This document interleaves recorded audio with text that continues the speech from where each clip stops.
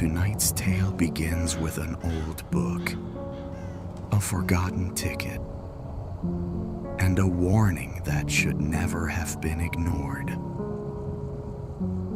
Somewhere beyond the quiet town, where the road crosses empty fields and the fog gathers low over the grass, music begins to play. Lanterns appear. Tents rise from the mist, and the great wheel turns, waiting for one more rider.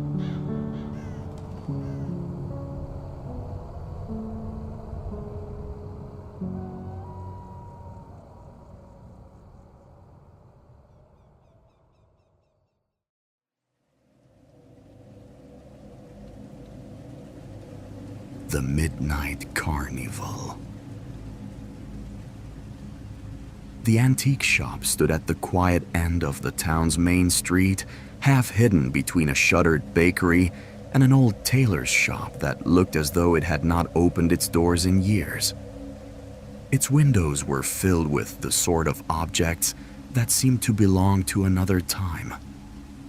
Dusty clocks, cracked porcelain dolls, tarnished brass lanterns, and faded books whose titles had long since been forgotten. The young traveler had not intended to stop there. He had arrived in the town only that afternoon, passing through on foot as he often did during his long wanderings across the countryside. A rainy autumn evening had settled over the quiet streets, and the small glow of light in the antique shop window had drawn his curiosity like a moth toward a lantern. Inside, the air smelled of old wood, paper, and something faintly sweet, perhaps dried herbs or the lingering scent of tobacco smoked years ago. The shop was deeper than it appeared from the outside. Narrow aisles ran between shelves stacked high with forgotten things. Every surface held some curious relic from the past. Behind a tall wooden counter stood an elderly shopkeeper with thin silver hair and round spectacles perched low on his nose. He looked up as the traveler entered, though he said nothing at first. The traveler wandered slowly through the aisles, running his fingers along the spines of old books and examining strange trinkets whose purposes had long since been lost. One book in particular caught his attention. It was bound in worn leather and decorated with faded illustrations of traveling carnivals, bright tents, smiling performers, and towering rides that seemed to scrape the clouds. Curious, he opened it. The pages crackled softly as they turned. The ink drawings showed scenes from old fairs and carnivals that had once wandered from town to town across the countryside many decades ago. As he flipped to the middle of the book, something slipped loose and fluttered to the floor. It was a small piece of paper. The traveler bent down and picked it up. It was an old ticket. The paper had yellowed with age, and the ink had faded almost to gray. But the words were still clearly visible. Admit 1. Midnight Carnival. The traveler smiled faintly. He turned the ticket over in his hand, studying the simple design. Then he noticed the shopkeeper standing beside him. The old man had moved silently across the room. His pale eyes rested on the ticket in the traveler's hand.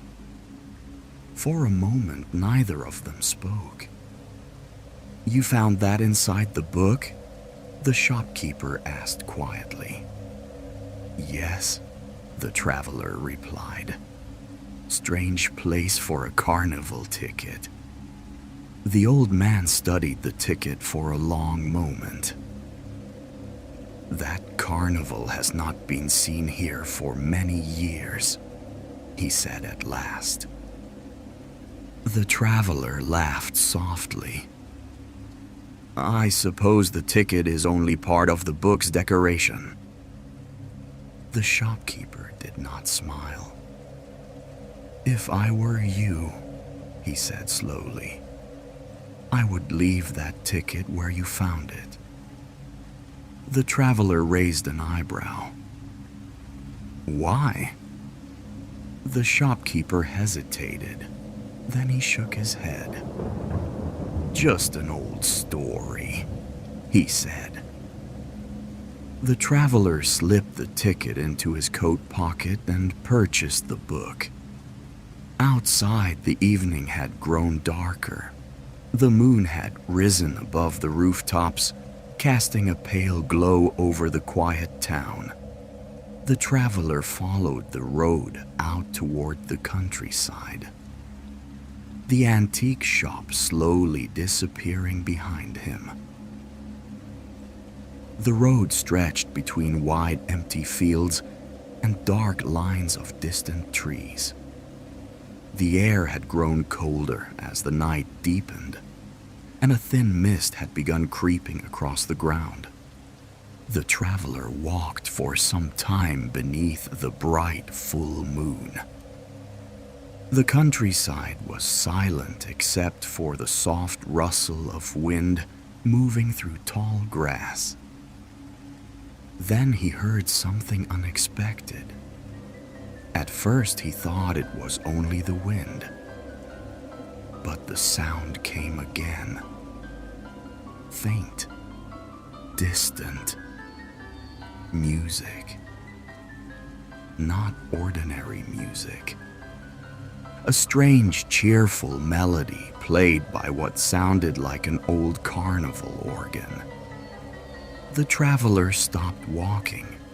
He listened carefully. Yes, there it was again. Soft notes drifting through the mist. Curious, he stepped off the road and walked across the open field toward the sound. The fog grew thicker as he crossed the grass. Then he saw the lights. At first they appeared as small golden points shining through the mist. But as he drew closer, the shapes slowly became clearer. Lanterns. Dozens of them, hanging from tall wooden posts and swaying gently in the night breeze. Beyond them stood a carnival. The traveler stopped in surprise. Only an hour earlier, he had passed this very field. It had been empty. Yet now, brightly colored tents rose from the fog. Strings of lanterns illuminated pathways winding between game booths and food stalls. And above everything, turning slowly against the moonlit sky, stood a towering ride. The Great Wheel. Its empty seats moved lazily through the air as the wheel rotated, creaking softly with each turn. The traveler stared in amazement. Music drifted through the fog. Warm golden light spilled across the grass. The smell of sweets filled the night air. Caramel apples, cotton candy, roasted nuts. The carnival seemed strangely alive, yet oddly quiet at the same time. As the traveler approached the entrance, a tall figure stepped forward from the shadows. The man wore an old-fashioned black coat and a tall hat. His face was pale and thin, his expression unreadable. "Good evening," the figure said politely. His voice was soft, but carried easily through the quiet air. "Welcome to the Midnight Carnival." The traveler smiled. "I didn't realize there was a carnival in this part of the country." "There is tonight," the man replied. He gestured toward the lantern-lit pathways.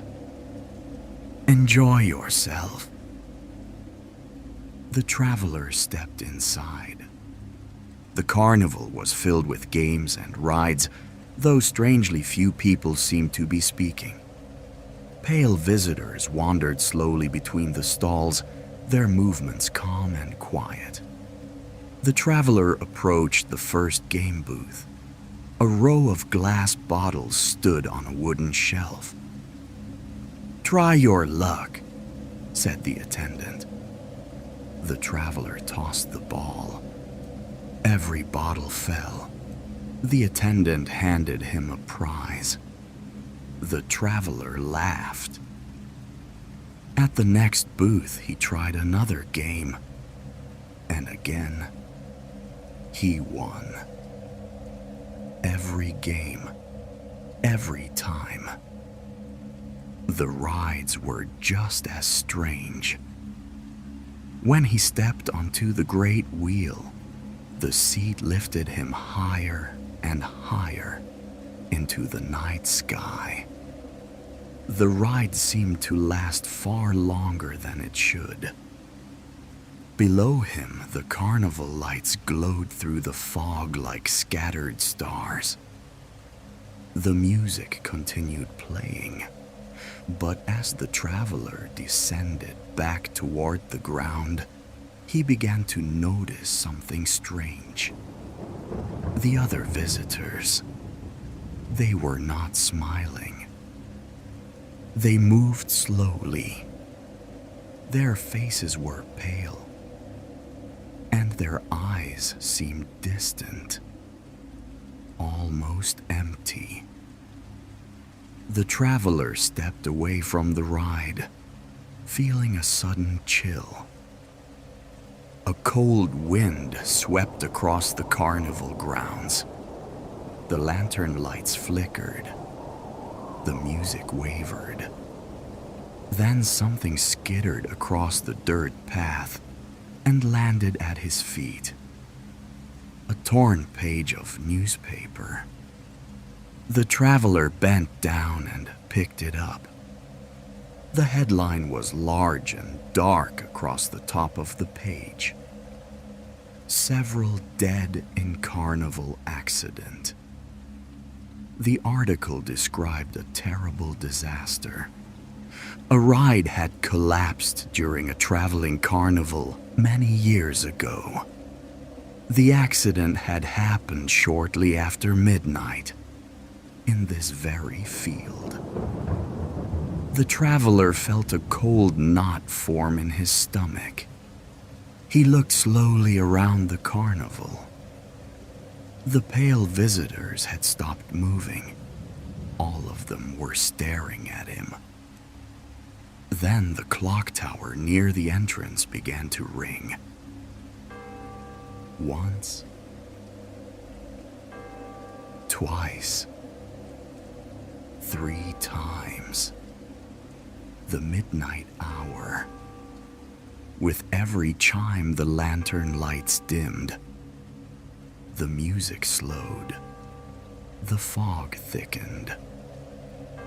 The visitors began fading slowly into the mist, until only the tall promoter remained standing near the entrance. The traveler turned toward the road, but the road was gone. The fog surrounded the field in every direction. Behind him, the great wheel creaked. Turning slowly, the wheel slowed. One empty seat descended towards the ground. It stopped directly before him. The music faded into silence. And from somewhere in the fog, a quiet voice whispered, "Your ride is ready." The traveler stepped backward, but the fog closed in. The lanterns flickered once more, and the great wheel began to turn again, slowly carrying its silent riders through the cold midnight air. And sometimes, on quiet country roads when the moon is full, travelers still claim they hear faint carnival music drifting through the fog. And far away in an empty field, a great wheel turning slowly in the night.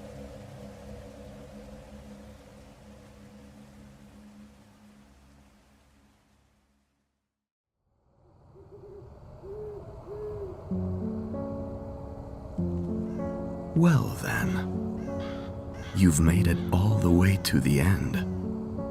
Some listeners leave early. Some grow uneasy when the night grows too quiet. But you stayed.